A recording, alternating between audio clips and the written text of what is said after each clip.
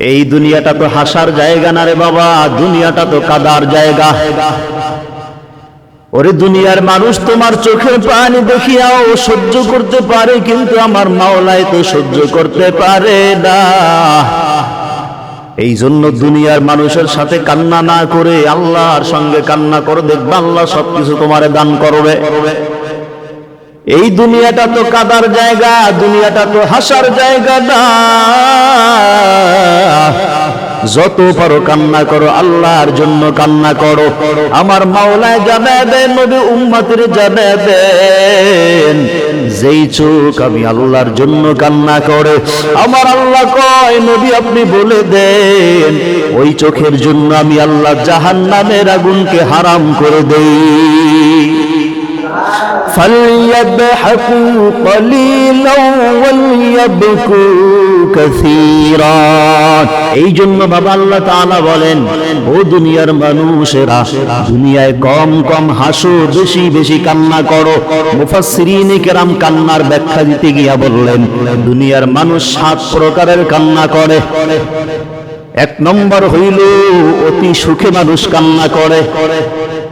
যেমন একটা ছোট্ট উপমা দিয়া বুঝাই, এক আল্লাহর বান্দার দীর্ঘ বছর পর্যন্ত সন্তান হয় না, ওরে হঠাৎ করে যদি 10 বছর পরে আল্লাহ একটা সন্তান তাকে দান করে দেয়, আর ওই বাবাকে যদি গিয়া বলেন যে এই যুবক ভাই, ও আমার প্রিয় ভাই, 10 বছর তোমার সন্তান হয় নাই, আল্লাহ তাআলা তোমাকে 10 বছর পরে একটা সন্তান দান করছে, আর সেটা যদি হয় কন্যা সন্তান, কারণ নবী বলে একটা কন্যা সন্তান একটা জান্নাতের মালিক, 2টা কন্যা সন্তান 2টা জান্নাতের মালিক, 3টা কন্যা সন্তান 3টা জান্নাতের মালিক।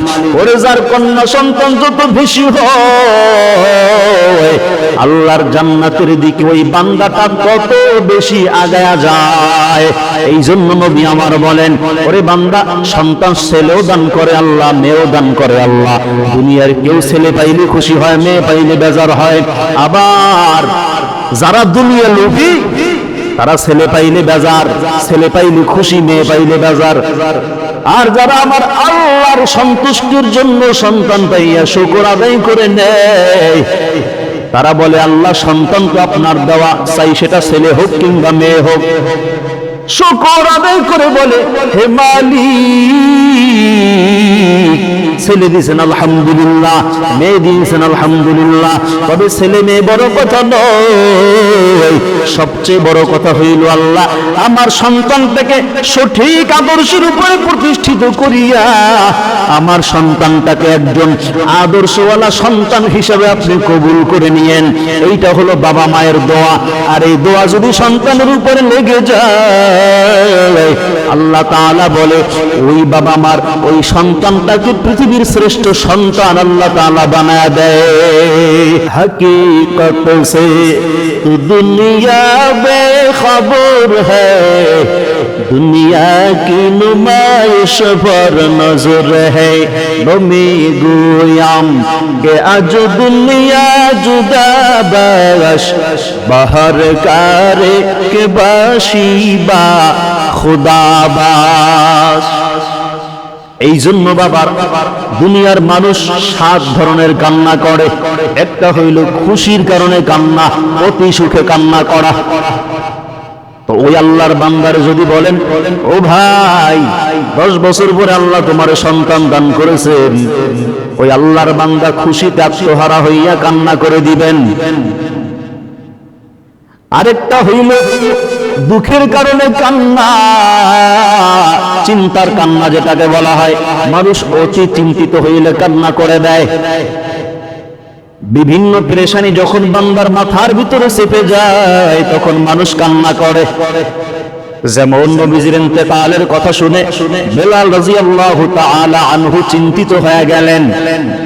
বেলাল এতটাই চিন্তিত হইলেন, মসজিদে নববীতে নবীজি থাকাকালীন আজান দিতেন, নবীজি মৃত্যুর পর আজান দেওয়া বন্ধ করে দিলেন। বেলাল ডাক দিয়ে বলে, ওরে জগতের মানুষ, আমি নবীর জন্য আজান দিতাম, আমি আজান দিলে আমার রহমাতুল লিল আলামিন আমার জন্য দোয়া করত, আমি বেলাল আজান দিল অপেক্ষায় থাকতাম, আজানের পর পর আমার নবী মসজিদে আগমন করবে, নবীজি ইমামতিতে আমরা নামাজ আদায় করে নিব। কিন্তু নবী নাই, আমি বেলাল আজান দিব কার জন্য? আমার আজান কে শুনবে? নবী তো দুনিয়ায় নাই। এই জন্য বেলাল বলে আমি আজান দেওয়াই বন্ধ করে দিলাম। বাইতুল মুকাদ্দাস বিজয় হওয়ার পর সাহাবায়ে কেরামরা হযরত ওমর সহ বেলালকে ধরলেন, বেলাল বিজয়ের আজান আপনি দেন।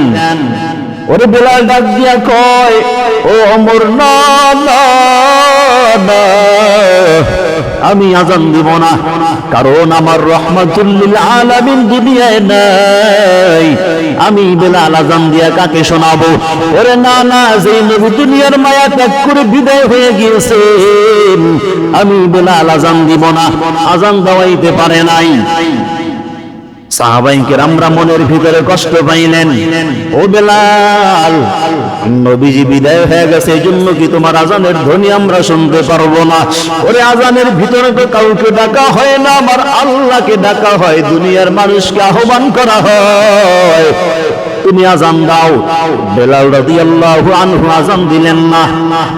বেলাল হঠাৎ করে একদিন স্বপ্ন দেখলেন, মদিনার নবী বেলালকে দেখায়, ও বেলাল তুমি এতটাই পাষাণ হয়েছো, কেন তুমি আজান দেওয়া বন্ধ করে দিলা?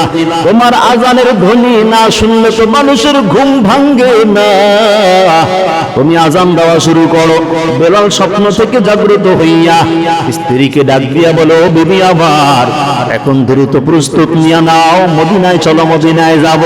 বিবি আশ্চর্য হয়ে গেলেন, ও স্বামী আমার কেন মদিনায় যাবেন? বেলাল রাদিয়াল্লাহু আনহু ডাক দিয়া বলেন, ও বিবি আমার, আমি আমার মদিনার নবীকে স্বপ্ন দেখলাম। বেলালের আগমন মদিনায় ঘটার পর বেলালকে দেখিয়া মানুষ চতুর্দিকে জড়ো হয়ে যায়। বেলাল রাদিয়াল্লাহু তাআলা আনহুকে আদেশ করা হয়, ও বেলাল আপনি এই ওয়াক্তে মসজিদে নববীতে আজান দেন। বেলাল ডাক দিয়া বলে, ও মদিনার মানুষ, আমি বেলাল আজান দিব কার জন্য? যার জন্য আজান দিতাম সে তো দুনিয়ায় বেঁচে নাই। এক পর্যায়ে সাহাবায়ে কেরামদের কথা রাখতে গিয়ে বেলাল আজান দিয়ে দিলেন। বেলালের আজানের ধ্বনি মদিনায় ছড়িয়ে যাওয়ার পর মদিনার চতুর্দিক থেকে সব ঘর থেকে নারী পুরুষ বের হয়ে আসলেন। ওই নবীর যুগে নবীজি জীবিত থাকাকালীন যে আজান আমরা শুনতাম, ওই আজানের ধ্বনি শোনা যায়, হয়তো বেলালের আগমন হয়েছে।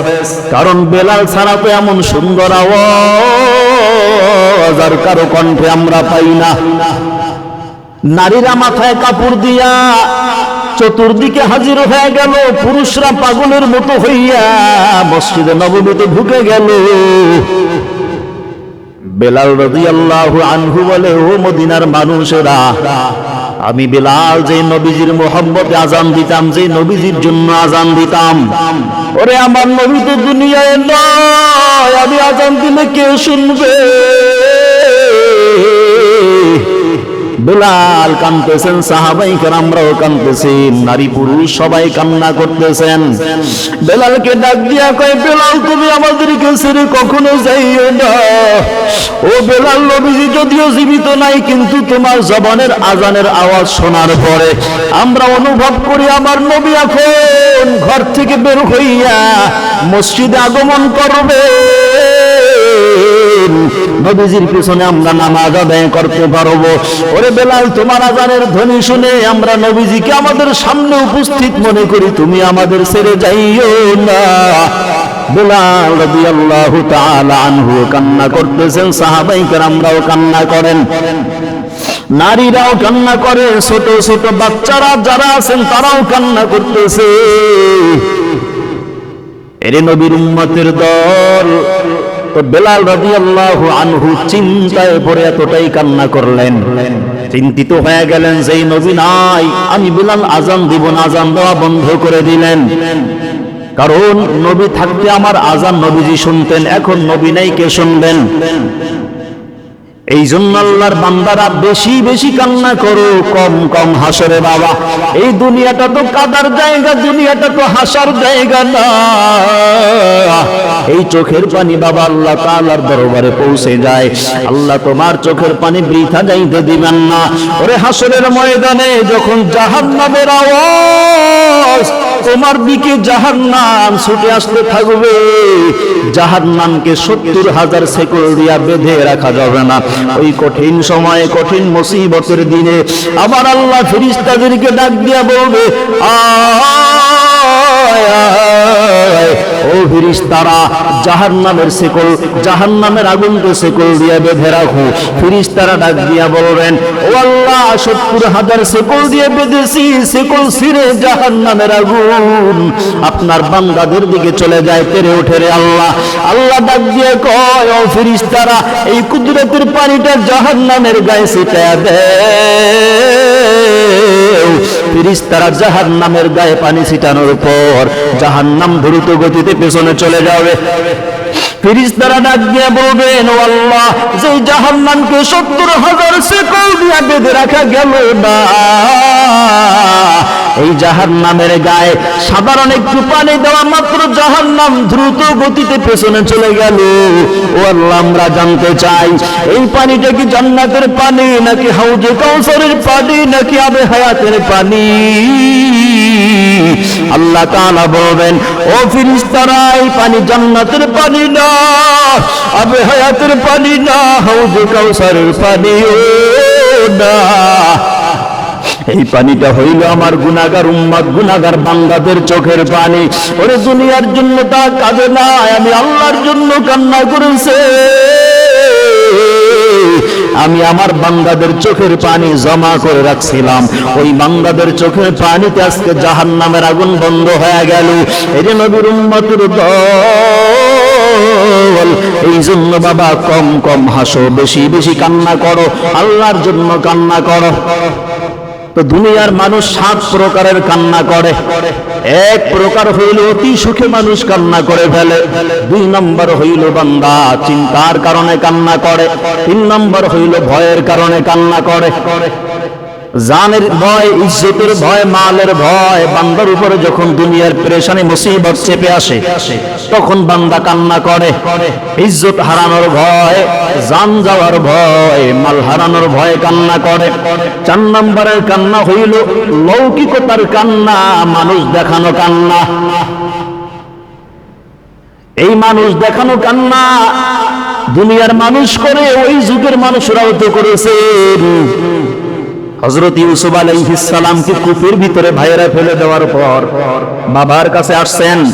বাবার কাছে এসে লৌকিকতার কান্না করতেছেন, রে বাবা। ওয়াজাউ